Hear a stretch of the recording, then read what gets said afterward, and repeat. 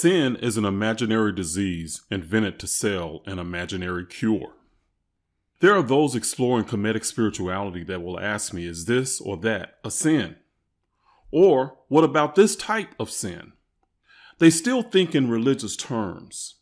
In Kemetic spirituality, the idea of sin was non-existent. Their orientation of life was the soul, not the physical body that's here on earth for a limited time. Ancient Kemet thought in terms of you as an eternal soul as the real life. That means you can have hundreds and thousands of lifetimes in different physical bodies.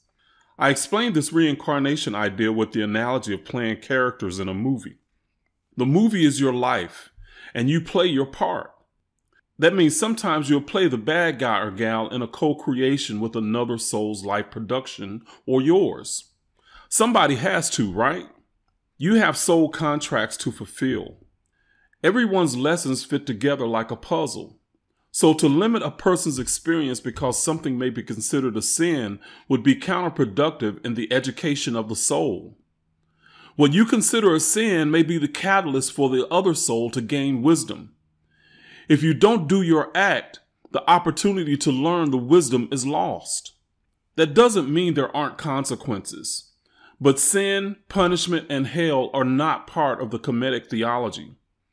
This is where understanding the Osiris as a part of nature and cycles come in. As a soul, you have cycles of lives based on you working through your life lessons.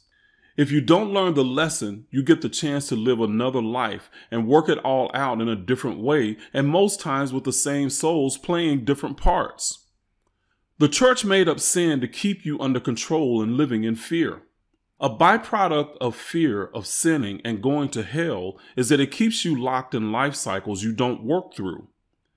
Fear is one of the main emotions we have to work through in many areas of our lives while incarnated on earth. Fear takes on many forms, sometimes disguised as pious morality. You have no need to be saved because of the original sin of Adam and Eve. Original sin is an idiotic and psychologically brutal doctrine. It's anti-human. Let's quickly analyze the concept of original sin via an analogy. Let's say your mother and father committed a crime that you have to go to jail for.